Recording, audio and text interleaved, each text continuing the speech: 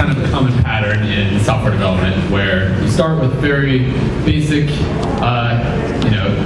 ambitions, and you end up with something really complicated and tied together in all sorts of crazy ways. So this happens in situations where you're trying to juggle a lot of features and add things to a product really quickly. And this is not what we're trying to do at Spotify. We're trying to make it really easy for new people to jump in and start developing fast. So let's talk about some of our challenges.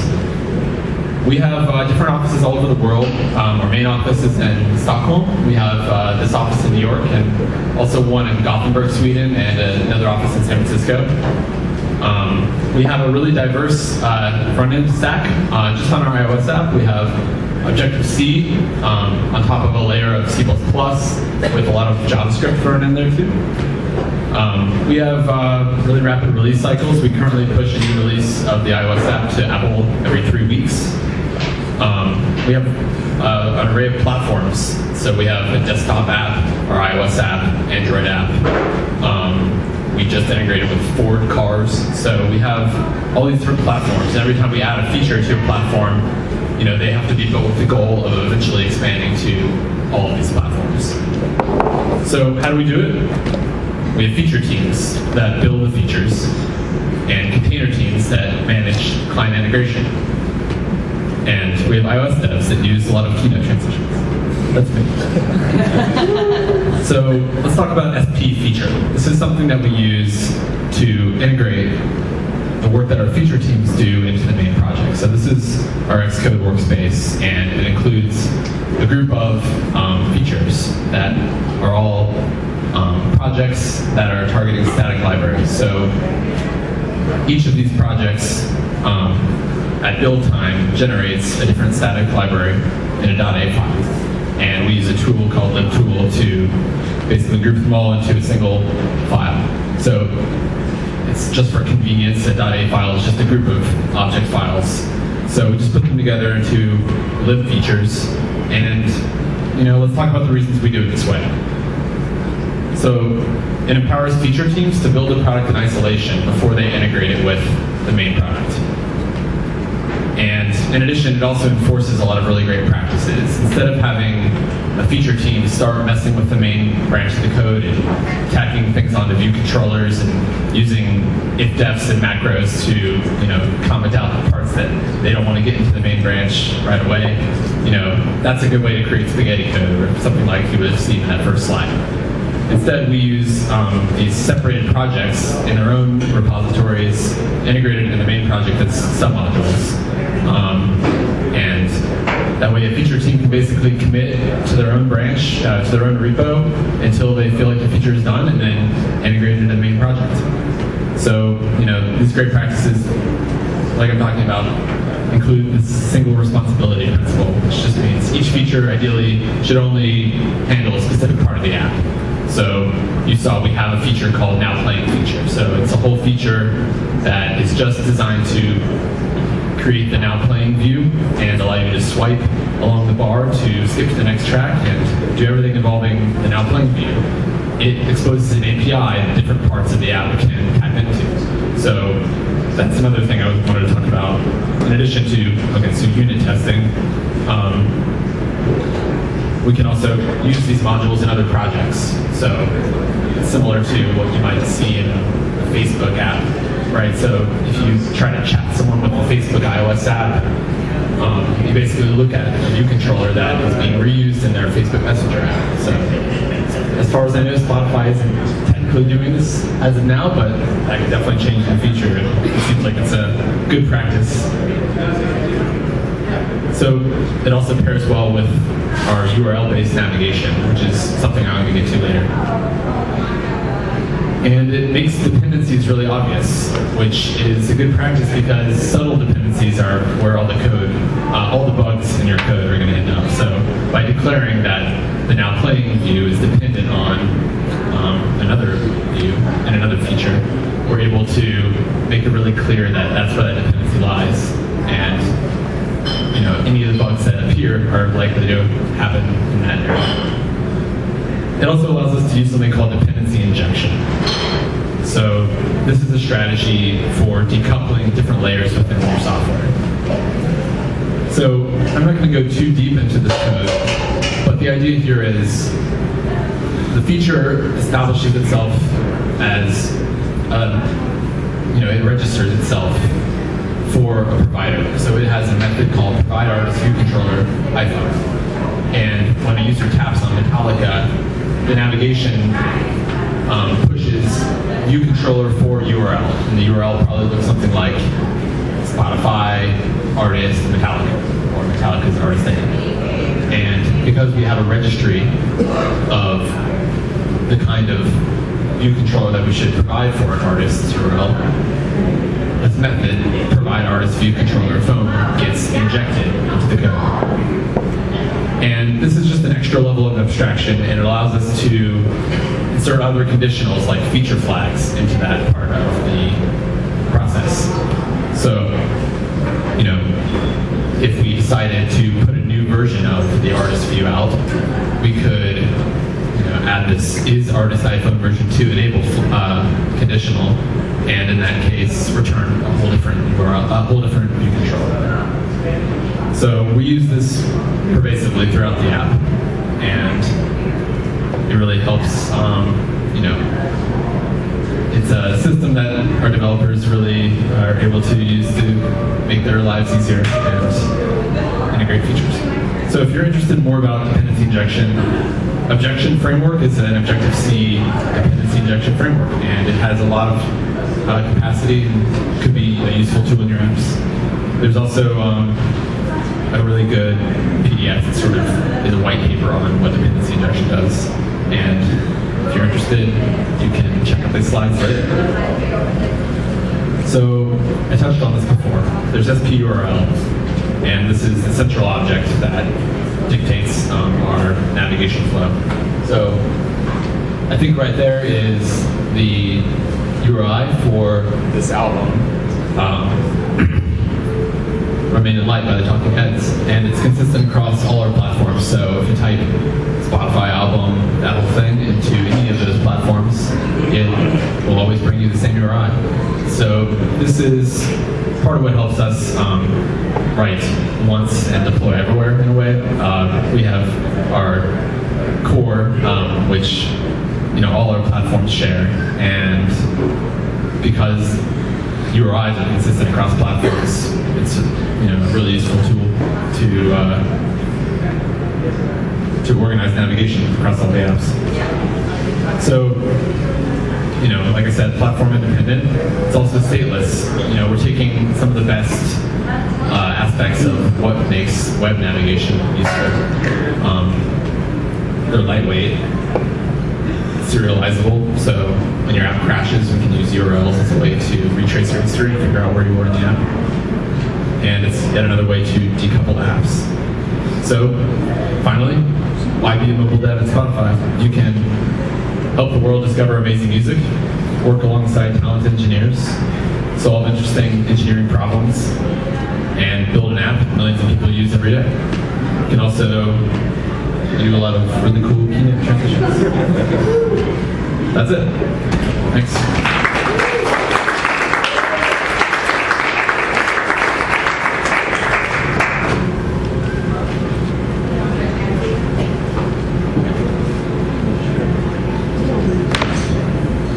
Does anyone have any questions for Adam while we set up? Was that thorough? Wow. The SPURL returns JSON. That's what gives it consistency, right? Repeat the question. Can you repeat the question? The SPURL that you specify returns a JSON information. That's what gives all the platform consistency? No, actually, we have an object we call it our link controller that determines what to return from a URL. So it holds the registry, which is basically a dictionary of URL registrations and selectors. So it basically walks through the dictionary and decides this URL was an artist URL, so I'm going to return this inject method. But in what format? Well, it's all native, so this is on the iOS app. This is in Objective-C, so both classes be Objective-C. And depending on if you're on the desktop app, it's C++ class. So you mentioned that you push a new app every 3 weeks. Seems pretty aggressive. Is that predominantly because of new features, bug fixes? What's usually the turnaround time for approvals on that? So the question was, why so aggressive pushing an app every 3 weeks to Apple?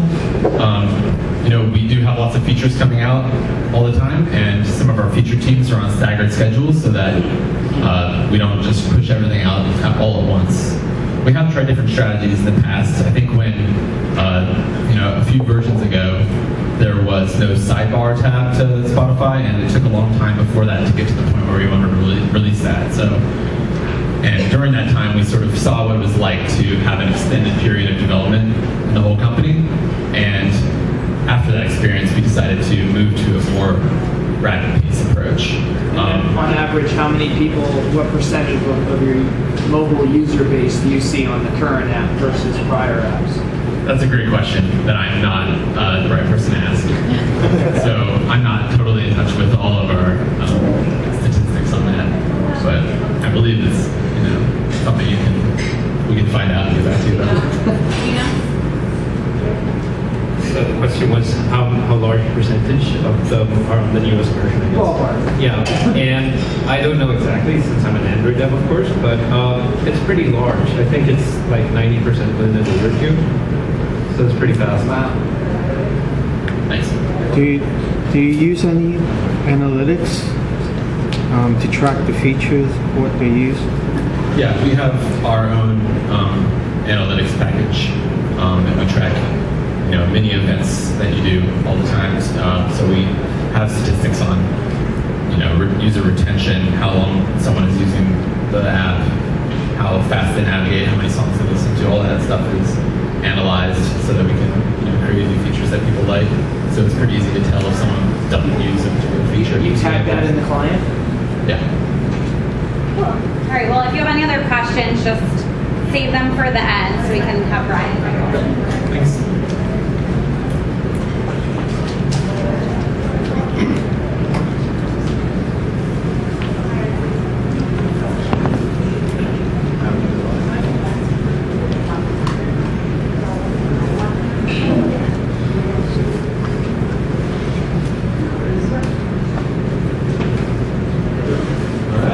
Hey everyone, my name is Brian, in case you forgot, and I'm going to be talking about key value paradigms in Objective-C and just a brief overview of that and how we do it at Spotify.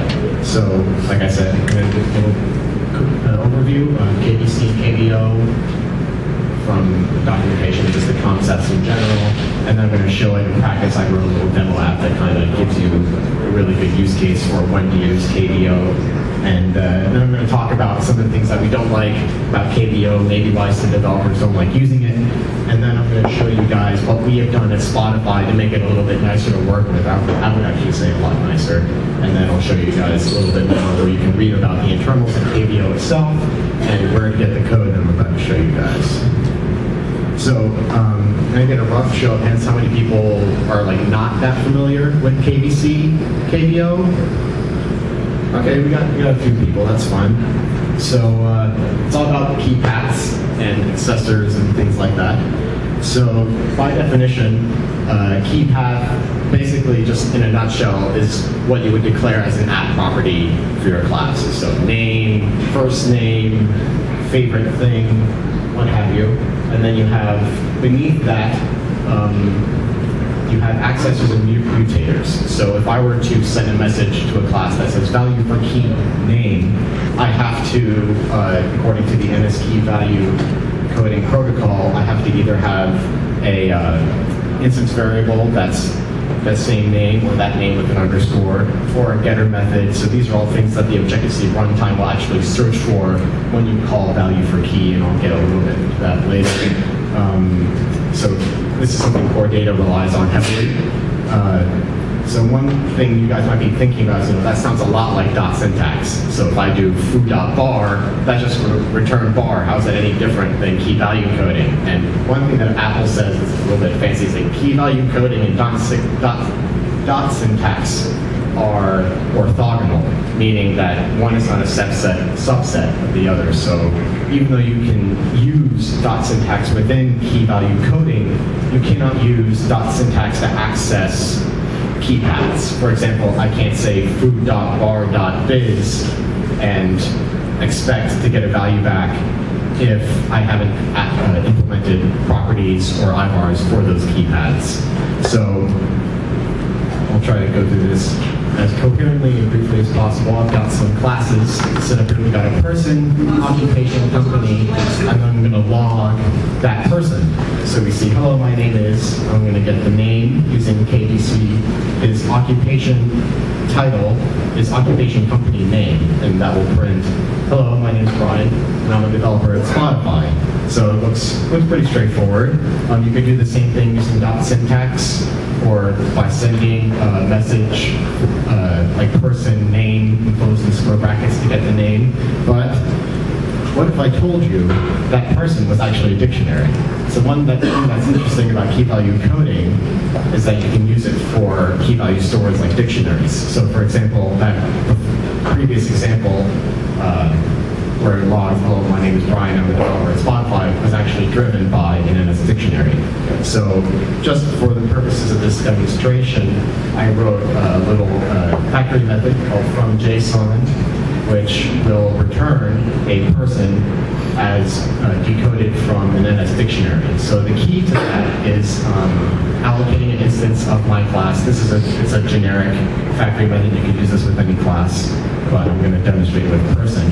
And in particular, there's one use case we need to watch out for. It's set occupation. Since it's an actual property of an object class, I need to detect at runtime if the incoming argument is a dictionary, and if it is, I need to decode it into that actual class, set it, and pop out. Otherwise, I just set it correctly and move on. So what you might be thinking is, this is crazy. Does that actually work? And the answer, believe it or not, is yes.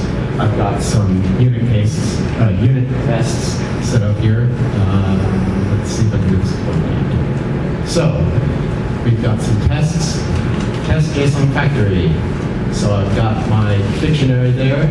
I've got my call to the factory method that returns a person. Hopefully it doesn't throw an exception, and then I do some checks. But let's actually run the test and see if it passes. Build succeeded. Finish testing. Let's pop up the debugger there. See it? Oh, there it is. And you can see it way at the bottom. It says 3 tests, 0 failures.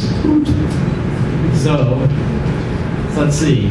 Person.name was Brian. Okay, we're good. The occupation was actually an occupation object and not some weird dictionary. The occupation's title was developer. The company was a company object, and the company's name was Spotify. So we're all good. One thing that's also useful, if you like to live dangerously, is to use that same method to actually update an object using key value coding. So here, I instantiate a person object the way you normally would, using dot syntax to set the properties. And then I have a dictionary that, let's say, came in from my server as JSON. And now I'm going to actually update the properties of my objects using set values for keys with dictionary. And as we saw already, all the tests passed. And everything worked as we would have expected. And one quick thing I'm just going to jump into is also in key value coding, you have these things called operators. Let's see if I can get to that slide real quick. Here. So you have operators that you can use on key paths to manipulate or extract information from said key paths or properties. So just to demonstrate that really quickly, I've got an array of salaries, and I'm going to fill an array of people with people who have these salaries. So I can get how many people are in my heaps array, which, as you would expect, is the same as the number of salaries that I filled it with. I can say, oh, what's the maximum salaries of all the people in my array? And it's 1,000. I can say, well, what's the minimum? And it's 7. What's the sum? It's wheat. All you hackers out there. And then there's one interesting one, distinction union of objects occupation.salary. It's a little verbose, but what that's doing is looking through all the objects in peeps and using the key path occupation.salary to unique them and overturn the distinct objects from that array. And as you can see, there's 2 people with the same salary. There's 5 people, so the result only has 4 people. And then down here, I'm saying, okay, give me all the salaries in peeps using value for key path sent to an array. You can also set all the salaries in one line. So some of you people might be familiar with the NSRA make objects perform selector. This is very similar in end result to that. So I'm saying set occupation.salary to ns number of 1, and we can see that that works by summing all of it, and it's equal to the number of people in the array. So that's operators and key value coding. Just quickly explain it. We just went over the tests. And now to the real meat of the presentation, key value observing, and this is what it looks like. So I've got my person, and I want to know when the name changes. That's KVO in its essence. So I want to know when the name changes, or I don't want to know anymore. Removing as an observer for the key path of name. The context is a pointer that you can provide that's sent to the callback that you get when the change happens. You can see that in the void pointer context. Commonly, it's used as just a way to quickly identify, without doing string matching, what key path or object has changed. So here, this is where I'll end up whenever person.name changes. And I'm just saying, hey, nice to meet you, new name. One thing that's powerful about KVO is that you can specify options that configure how your observer callback is fired. You can specify the new option to receive the new value in the change dictionary in the old one. You can specify initial, which is really convenient when you want to not only set a property of, let's say, your view, but you also want to subscribe to updates to future values. You can specify the prior option when you want 2 callbacks, 1 callback before the change happens and then 1 after. So KVO and KVC in practice. So let's go on to a demo, but first more slides. So first, I just want to say a quick disclaimer. You need to weigh the performance costs of indirect property access against the flexibility benefit that KVC provides. So you need to decide if, the unit tests I did were kind of more as an example. Some of that code might not really at count, really. You just send the count message. So just saying count message. But now that you've seen kind of what it can do, you can decide whether or not the extra elegance and flexibility works for you. One thing that's great about KVO is that it's really great for establishing a really intuitive MVC, that's model view controller architecture. So you bind, using KVO, your models to your controllers to manipulate your views. So my person.name, which is my model, changes. The controller gets notified and changes a label on the view with the new name. So that's KVO and MVC working together. There's a couple different design patterns in Objective-C that you are commonly weighed against KVO. For example, delegates and protocols. So one thing about protocols, delegates versus KVO, is that protocols don't really scale as easily as KVO, meaning that you can't go from one observer to many observers really easily. KVO versus NS Notification Center. Notification Center is great for global events, but it would take a little bit of work to tweak to use one individual key paths and objects. I can set all that, and since I'm running out of time, I'm going to try to go quickly to the demo. And to do that, I can switch to the branch. Here. On my project. Simulator. Okay, this is going to be interesting since I'm going to be. So, what we see here, let's see if I can make it a little bigger. There we go. So here's a table view. This is, app of the year right there. Table view, and so what's behind the table view? Well, it's populated by a data class that I wrote, which returns a sorted array facade for a key value store. The key value store is populated by a list of dogs and their descriptions, whether or not they're one of my favorite dogs. And this list comes from a server, a WebSocket server I'm running locally on my Mac, which is written in Python using the Audubon WebSocket and a WAMP library. So, one of the things we can do with the server and KVO populating this table view automatically when things change is, let's say, I'll put down the mic for a second. So let's say I just want to update some stuff in my table here. So this is a separate client running on my Mac, completely separate from the iOS client. The iOS client is subscribed to changes to this list. So let's see, we've got a dog named Doozer. Let's change his name to Boozer. There. So his name is now Boozer. He jumped up, since it's sorted alphabetically, he jumped up higher on the list. And he's not actually a Shetland sheepdog. I was wrong. He's actually a Florida bulldog. And, you know, he's really mean, so he's not my favorite anymore. So it's not my favorite. Cool. So that, what just happened was a series of messages from the server being published to the iOS client, which generated changes in the underlying model driving the list, which bubbled up from the model to the controller using KVO, which changed the view. So you can also, let's add some new dogs to the list to make things a little interesting. 17, Rover 2, he's also a Victorian Bulldog for sake of time. And this next one, that's EBA, he's Wolf, and he's the prodigal pup, is an old description. Add him in, and they went into the bottom there. I had, so let's see if I can get these. I'm going to change his name, A-Wolf.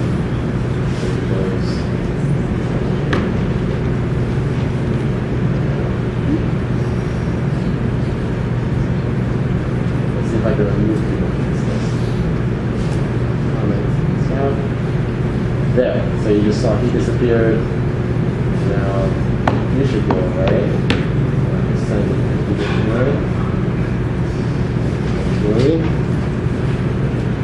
There, so now we get nice removal animations. Let's see if we can dive into this code really quickly. So, the model, sorry for any cat people in the audience. So what happens when the app gets that message that something changed is we need to merge the new changes with the data store. So I update any existing dogs in the list, and I get back any new ones that just came in. If there are any new ones, I add them in. If there are any ones that need to be removed, I remove them. And if it was just a resorting that happened, I update the sorting. So let's look at what happens when I get a new, whoops. Get a new dog. All I do is I say, add the entries from this JSON dictionary. Super easy. They're already decoded into the puppy objects. Sorry, I was coding really late at night. I don't know why puppies, but puppies. So I add them to my GID key value store, and then I find out, well, what indexes do these go in my sorted array? I figure it out, and then I say, okay, this is KVO happening right here. Self will change, type insertion at these indexes for this key path. So that goes to the controller, which is these tables, the controller. It goes to observed value of key path, which is the callback I showed you earlier. And going down here, hey, some puppies were added, cool, insert those at these indexes. And that all happens, once I set the bindings up, it continually happens until the bindings are torn down. There's some special cases. Let's see, it's already 7:30. Let's see how quickly I can go through it. So drawbacks. So here's the observed value for key path example I put up earlier, and just to compare, this is the one from the app I just showed you. That's pretty verbose. I could take that down by taking out the callbacks into separate methods, but even still, having everything in one callback and having to do if-else conditionals, it's, I mean, in the age of blocks, it's kind of old and non-elegant. And the other thing, which you might have run into if you've already used KVO, is if you call remove observer twice, you'll throw an exception. And you have to do try catch blocks, and it makes debugging an absolute nightmare. And this next little snippet down there, so I make a new person, I add myself an observer, and then I deallocate the person. And then Xcode really nicely tells me, observation info was leaked, may even become mistakenly attached to some other object. Gee, thanks, Apple. That's really great. So what do? We made SP depends which is an abstraction built on top of KVO, which implements block-based observer callbacks, which means no more observed value for key path, automatic observer-to-observer relation lifetime management, so you can make an observation relationship and you get it back as an object when that object goes away. Or, get this, when one of the, either the observed or the observer are deallocated, the relationship automatically gets terminated, no memory leaking, what have you. So we do this using a little bit of dialog swizzling, and I don't have time to talk about that right now. So come after me afterwards, and I'll tell you about it. Oh, I forgot to say, SP Depends is implemented by our lead iOS engineer, Nevin, in Stockholm. I'll link to his blog post talking about the implementation details of SP Depends. So I also ported the application I wrote to use SP Depends. Let's just really quickly do this.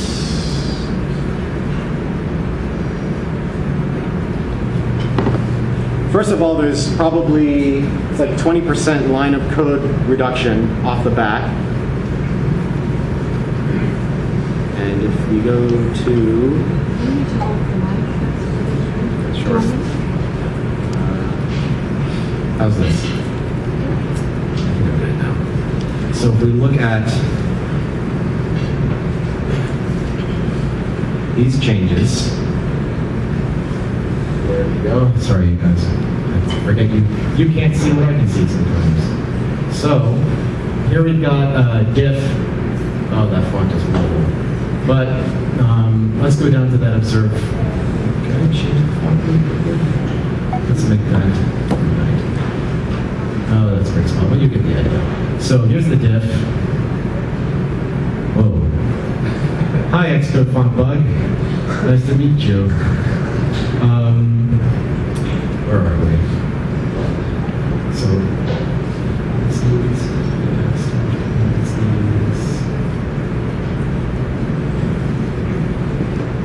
it's not letting me scroll down all the way, I think.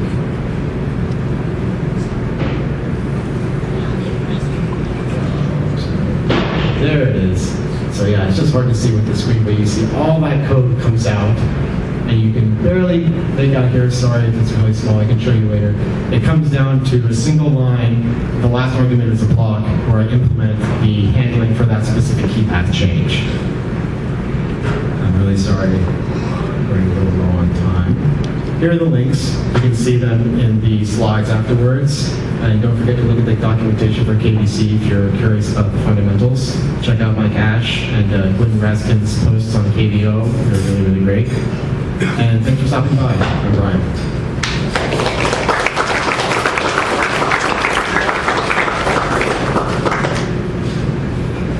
All right. Anybody have any questions? Well, if that's the case, I can answer any questions.